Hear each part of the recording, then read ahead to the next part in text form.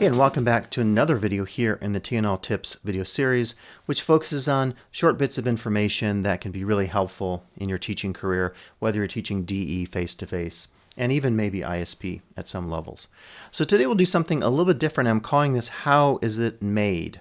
Or actually, let me correct that. I don't even know the title of this, and this is kind of an Easter egg feature anyway. It's called How It's Made. I just wanted to give you a sense here in this Easter egg included on the PDF of what goes into making one of these videos. It's just kind of one of those things like it doesn't just happen by itself, and it's actually fairly involved. So I thought we could jump in and see some of the techniques that are going on here working on one of these videos. So in that regard, we can just take a look and I'll show you kind of how things start off. So very specifically, I had in mind here a series, and this is the series that you're watching, the TNL Tips, that really could be custom tailored to some of the realities here of fall 2021, COVID, and as I started this series, the Kelder fire hadn't even started. So it's like we're just piling kind of catastrophe on top of catastrophe.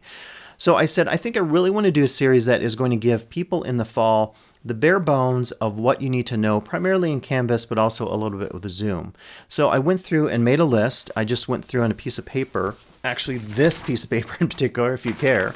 And if you're watching this far, you know, this is a bonus, so it can't hurt. And I just said, well, what are some things that people really need to know? And one of the things I thought, well, we need to know about the rich content editor. What about the home page? And so I started to go through my Canvas class and spent about an hour and said, okay, what exactly would really be helpful for faculty who are looking into things, particularly for the first time?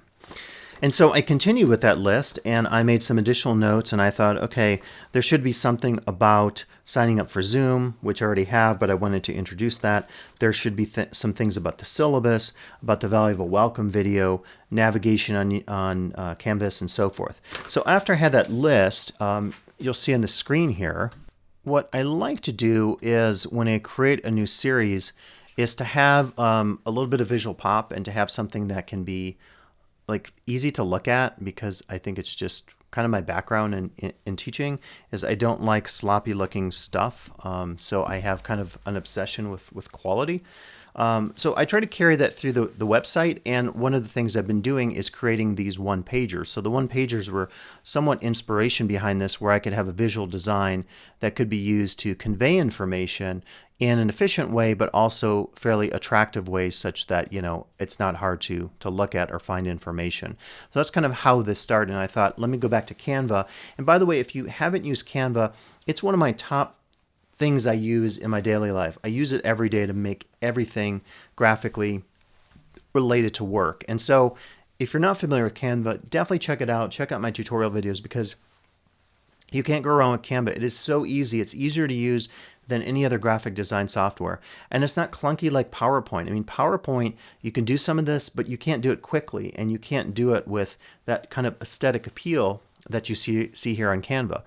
So I actually took then a document and I said, let me start from scratch, take that list that I have there, and what I'll do is I will start to build that out. And so I thought of just a theme, and I kind of went onto Canva, and initially I had this and it looked really sloppy.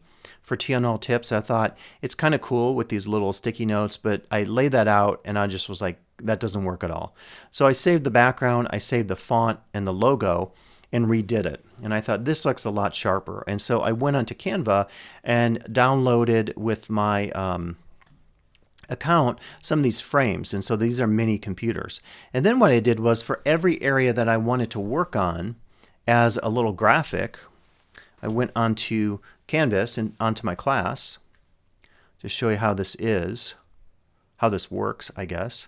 And so, for example, if I wanted to show something about the navigation menu here, I would take my screenshot of this like so, take a screenshot, save that image, and then what I do is I upload that. I actually have to take that image, convert it, then I upload it to Canva here, and you can see all my uploads that I have been working with over the last bit of time or so, different screenshots. And so once those screenshots are loaded, I resize those, customize them, put them inside the frame here of the mini computer. Then I add icons because I thought I need little icons like a light bulb and a video icon to add some additional elements. So when you go through this PDF, you click on it, and I added the click icon and added this description. You click on it, and then that takes you to a given URL, which is my YouTube video. So once I added the icons, I started to populate those, and for the Canvas dashboard, I went on to just Google, and I found, I typed in Canvas dashboard. I think I just typed Canvas dashboard, and eventually I got it to Canvas Community, which is a great resource, by the way. And then I said, okay, this is it, except I want the faculty version. So I found the faculty version, copied the URL, and then put that URL into one of the light bulbs. If I had previous videos on a subject and I want to use that as a longer opportunity for you to have a tutorial, I then included that on the video icon. So as I'm building this out, I'm adding elements. So I first added all the elements. I added some elements like this and page numbers just to kind of make things look nice, the little Easter egg stuff, and went through all this and figured out, once I had my topic list, all of these items. Then I go in and write a description for each one of these that is kind of clear. It says, in this tutorial, we learn more about publishing and unpublishing your Canvas class. So I added all of those elements in, and of course, I still have to go back and proofread. So the whole thing, when I develop these videos for you, it's an iterative process. Any video is a construction that involves text, that involves scripts, that involves music, that involves graphics, and a whole bunch of things, including PowerPoints, as you'll see in a second. And one of the reasons I'm doing this, because I think sometimes people visualize certain things being easy. It's like if someone is a really good skier, you look at that and say, well, that is so easy to do. It's actually not. They just kind of make it look effortless because they've been doing it for a long time. And indeed, I've been doing this for years in terms of working in the realm of video and music, really most of my life in terms of music. So I go through this, and after this document is final, in order to get these links for the videos, I have to first create the videos, which you haven't seen yet. Once I have those videos on YouTube, for example, I have one here called Everything Else. I create that entire video, and then I copy that link and then put that inside here of one of these links. So I go in and add that link. And once this is all done, I'll download this entire document as a PDF with clickable links, and then you can click on those links. But of course, I have to proofread to make sure every link is working, so that itself takes a little bit of time. So that's kind of like the first stage in creating a new video series, is thinking through concepts, thinking really critically about, based on all my years teaching in DE, what do people likely need to know? Now, it's a best guess. You might come back and say, well, you didn't cover this feature in Canvas. And that's why this is iterative, because I will take this guide, and believe it or not, it's 5 pages. We'll go on to the 6th page. Particularly if you give me some feedback and say, it would be really great to have this additional stuff about Canvas or Zoom. Could you add that? And I would indeed add it. And that's why I say it's just like Disneyland, as Walt said years ago, it's never finished. It's always under construction. And I really believe that that is true for any of these guides. So this guide then is created to really help everybody out in fall 2021 with all of the uncertainty going on. So then the next stage is I have all this and I say, okay, I now have to record the videos. So what I do is I set up my 2 cameras. So I've got a camera here, and I've got a camera here on my iPhone, and I think kind of about the lighting and the background of my screen and my lighting here. I have to also set up my microphone, my mixer over here to record the audio. And in this particular case, what I do is I record what's called an intro and an outro. So the intro introduces the topic to you, and the outro is like, goodbye, I'll talk to you soon kind of thing. I record all those. Then I take my footage from this camera and my audio. I go in and take the audio file. Let's see if I have an example of this. And if you ever get bored with this, I've got Hulu on the screen here too. You can go watch Hulu or Netflix. I'm not going to be offended. And actually, I won't know, right? Because it's not interactive in any sense. So what I do is I open up my Audacity program, which I really recommend to you if you need anything related to doing audio production. And what I do is I take my file and my raw audio file, I load it into Audacity. I always have to do a level adjustment just because my mixer is outputting a different level. So I go in, I do my level adjustment, then I save that file. I'm done with Audacity. On my desktop, I will have a folder of all of those items. So I will have all the video from one camera and the other camera, and also the audio.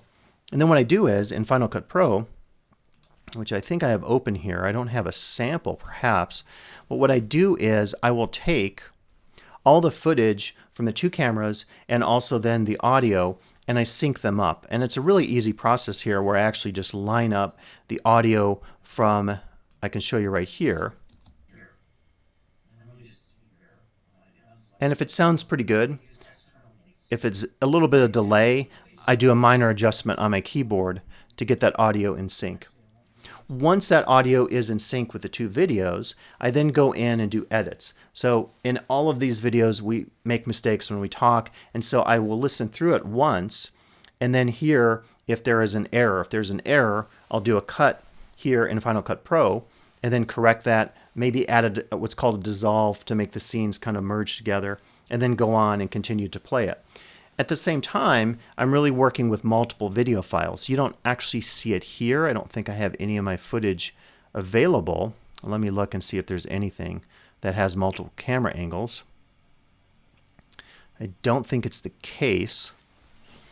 But what I also try to do is, yeah, I don't really see it here, but I will take the two camera angles, and like if I'm talking to this camera, I will switch then to the footage on that camera and then switch back to this one. So I'm also in real time trying to adjust between the two camera feeds.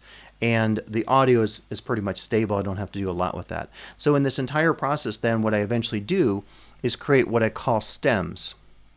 And these stems then look like this. This is the intro and the outro. And we'll talk about the title in a second.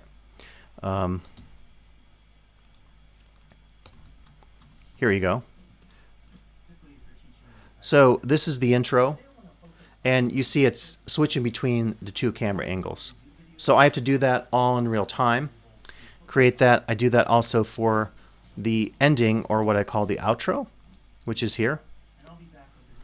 And then once I do that, I have to do what's called render. So I take the file that I've created with all those edits, the audio, and in this case 2 video channels, and in some cases I could have 5 cameras and 20 audio channels, believe me. And then what I do is I do what's called render. So the file is created on the computer. Once the file is created on the computer, I create a folder here in my stems and have those available. So that's like another part of this footage. Then I have to think about my titles. What I use for my titles is a little preset I've created here, which is really cool, I think, on Canva. So just to create the title screen, it takes a little bit of time. So I'll go on there onto Canva, and I look very specifically for something like under their video category. I typed in the word abstract. Okay. And when that term comes up, I find something, I audition it. If it looks good, I throw it onto my canvas here on Canva. I then go in and do titles. So I will find particular fonts I like, I do adjustments to the fonts, and then I, in some cases, will create like a little mini box here from a graphic element, change the colors on it, add the text on top of it. Then I go to my uploads and I pull my logos if I need them. Once that's done, I hit the download button, and this is saved as a mini video file for me, which looks very similar to this. You can see there's no sound currently with it. So then what I do is I load up Logic Pro, and Logic Pro is the kind of companion to Final Cut that I do all my music with. When I'm doing, my music stuff back here with all my Eurorack, totally different process. Run it through my mixer. If I am working with, one of my string instruments in any sense, that is also running through my mixer.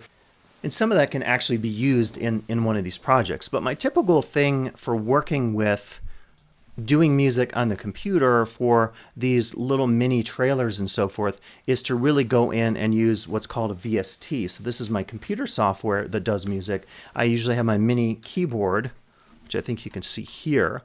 And this is cool. It's not great for playing fast stuff, but it's really good for just composing things on the fly. And so then what I do is I start to work with all the music channels. And these can vary in complexity in terms of what we call the number of tracks. So for example, you can lay down a bass line. You can lay down a percussion track, a series of percussion tracks. And I'll try to see if I can find something fairly complex here. But the point I'm trying to make is like the music side of this takes potentially hours doing this. Laying down particular tracks, mixing all those. It's the same process really of working with video, where maybe in video you're doing effects or doing transitions and fades and all that kind of stuff and color adjustment. So this is not super complex. This is 9 tracks and I can hit play on this. And so what I'm doing then is with various sounds, laying down particular parts. In some cases I'm doing, in this case this is a loop series, actually some stuff I've worked on for Convocation. And once I have that done, again, that takes a little bit of time. Just like I rendered my video clips I talked about, I will then save this as an audio file. I then will pull in that audio file, and I will go back to Final Cut Pro, and I create a new project for that. Once I create that project, I lay down the audio file with my title that I've downloaded and created. So this is the title. I put the audio file underneath it and figure out all the fades and where it's going to come in and out. And then fade that out, add a transition like that, and then add my video. I also often have to cut these video files, and then what I'll do here is some of the video I'm recording right now or using screen capture will get thrown into here. In addition to that, at the end, I have a little ending title sequence that is like, check out more. So that was something I created by doing screen capture and speeding it up a little bit here. So I want to have an intro and an outro, each that has title music with it. The other thing I also do is when I'm creating these videos here for my titles, I will use my screen capture tool once more. I'll capture that. And then I save that to the computer, the desktop. Because YouTube doesn't take a TIFF file, it's really high quality, I will resave that as a JPEG. Then I have all those JPEGs that I put in a thumbnail folder, and when I go on to do my YouTube, I can have these available because I want some pop on my YouTube page for these titles. So that also gets included as part of this process, and that's kind of a minor one. The next step, and I'm actually doing it right now, is I'm using QuickTime. You could do this in Canvas Studio to actually do a screen capture of everything happening on the screen. What I typically will do for that, as you can see in an example here for my video on links, which is not done, I'll scroll through it here on the timeline. You can see here I'm going through in real time, talking with my microphone, again recording the audio there, and in this case I only have to sync my audio file with my screen capture file. Pretty easy to do. And because the screen capture file is recording audio from this microphone on the computer, super easy to sync those two as I showed you before, like this. I line up my amplitudes, the various sound waveforms, I get it synced, and that's ready to go. But then with that screen capture video file, I have to cut out all these pauses, like that, cut it there, and then I will delete that bit of the video and the audio file. I might put a dissolve in, and then I have to listen to that to make sure that cut is okay. So it's a really involved process going in, taking out all the glitches. If there's student information that's shown because I'm going through, let's say, the gradebook, what I have to do then is search for my very handy, it's called the sensor filter, very cool filter, one of my favorites to use. And I just type in here, I do a search for sensor, I find it, I include that, and then what's cool about it is it allows me here, as you see as I'm playing, it's pixelating what's on the screen, thus blurring any sensitive things like student names for FERPA. So it's like another side of this where I have to go in and do a lot of adjustments because of just the nature of what I'm showing on the screen shares. When the screen share file is done, I render that again, save that as a video. That video then gets put into one of my folders. I organize all this as best I can, and then I bring that into one of these projects. And this is an example of one that's fairly complete. I have the intro video here. I have all the screenshot stuff here in real time with my audio. And then I have, to see it all here, my outro at the end with the music. Now, the other thing you're seeing is there's more work involved at this stage, because for this particular video on the worst case scenario, I created a series of PowerPoint slides. And I'll show you that now. I'm proving to the world today that I do much more than make videos. Because I hear that a lot. So I keep thinking, like, if I say this on camera enough, people will stop saying, you make a lot of videos. But videos are awesome, by the way. I challenge any of you out there, if you do any kind of technology training, the video is your friend. In fact, whenever I need something on PowerPoint or anything, I go to YouTube and I find a video, and the tutorial helps me because you can see in real time what's going on. So what I do is that then I create a PowerPoint, and for this PowerPoint, I created all this from scratch, these icons with the scenarios of this worst case scenario. So I thought those through. And then I did another slide thinking, and you can still see my scribbles here from the actual screen video that I did to record this. You actually see then me kind of talking through stuff. And then typically I will also create screenshots like this, where I do mini screenshots. I number them, I add arrows to them to take you through the steps of everything, kind of like in that Zoom primer that I have here as a video. So it's another side of doing this type of work, creating PowerPoint slides, because there also needs to be visuals to go with this. So at any given time to create these videos, I'm using well over 5 different programs: Final Cut Pro for video, Logic Pro for audio, PowerPoint for graphics, Canva for graphics, Audacity for doing audio adjustments. I'm sure there's some I'm forgetting. OmniGraffle sometimes for charting relationships and doing graphics. So that is another part of it. And then when I do the video of this, I use this as the interactive screen underneath it, as you're seeing here, and then I'm using the pen and PowerPoint to write on top of it. Once that is all done, and I've done all those edits and all those rendering, I put the clips together, I save that as one large video file. And I'll just show you what those look like. They're actually here. And see, these are the raw video files for each one. This is the one on student behavior. So you see all the elements in it if we scroll through. There's another example of a graphic that I created from scratch. And you see all the stuff going on here. By the way, I do something with my screen settings in accessibility on the Mac to get that really large cursor. It's really handy if you want to use that as a tip. It's a great thing. Just go to your screen settings, accessibility, cursor, and you can get the giant cursor, which has a ton of pop, as opposed to like this mini cursor.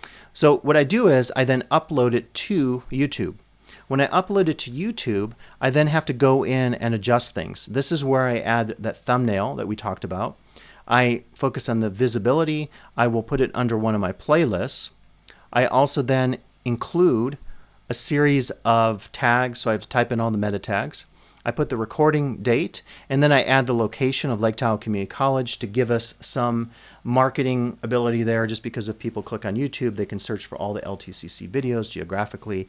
I will go in and adjust the category here, adjust the visibility. Then either before or after, I have to listen to the video one more time again as a final product. So when I do the final render of the last video, I do it start to finish. So if this one is a 9-minute video, I listen to it all the way through. And then I have a Word document. On this Word document, what I do is I create my indices for the videos. So I have to listen to a topic. When that topic changes at 2 minutes and 30 seconds, I type on the keyboard the title of that topic, that chapter index, and then the time. I do that all the way through the video. Then I copy that from Word. So there's another program I use. Not that Word is that amazing, but it's pretty darn useful for this kind of stuff. And then I paste it into here. Once I do that, I hit save, and then when you watch the video, you have then the advantage of all the chapter indices. So it's super easy to go on and just scroll to the part that you want. If you want my intro, you click that, but maybe you just want to click on adding multiple item types. It takes you there immediately. You can also do that, by the way, just for your reference, by clicking on any of these blue time indices. So it's really easy that way. The process of uploading to YouTube, I'm just doing this through Wi-Fi. It takes, could take half an hour or so. Then it gets processed. It gets saved as an HD file. And then I make sure it's ready to go. Once it's ready to go, as I said, I will take the URL of that, copy it, go back to my Canva graphic because I have to get the link to you. Once I get to my Canva graphic, I go in and find the appropriate area, the image that relates to that area, go to the linking tool, type that in, save it, and as I said, once all of these videos are done for this whole series, the whole thing gets proofread, and typically I have to go back and adjust the PDF and so forth. So I don't know if you're tired hearing that, but it is really a long process doing this. And I just want to emphasize it because I think sometimes with anything that we see with technology, the assumption is that it just kind of creates itself or somehow there are automatic ways of doing things. There really aren't, because I insist, just for my own purposes of quality and authenticity in my work, that I do all my own music, all my own video, all my own edits, all my own graphics, my text and stuff. So this is what goes into that process, and it really is one that I enjoy doing, but it's also one that involves a ton of work at all the stages. So if you clicked on this Easter egg, it's your own darn fault, and you heard the longest description ever maybe of a video. And I know one of you is going to say to me, hey Scott, your Easter egg video was too long. Could it be 5 minutes? I'm just kidding, but someone might say that. So as I've said before, in defense of long videos, just like in defense of long books, I mean, if someone wants to read Marcel Proust, In Search of Lost Time, go for it. It's like, what, 15,000 pages. Likewise, with any of these videos, if you want to watch them or not, it's totally up to you. You're not required to watch them.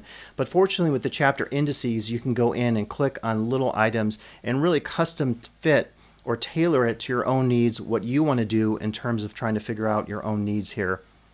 Working with Canvas, working with Zoom, working with any other aspects of doing videos like these or whatever. So that's it here with this little Easter egg mini feature that you may have stumbled across. So thanks for listening. Appreciate the support. Appreciate at any time if you like these videos, if you like the PowerPoints, if you like my reports.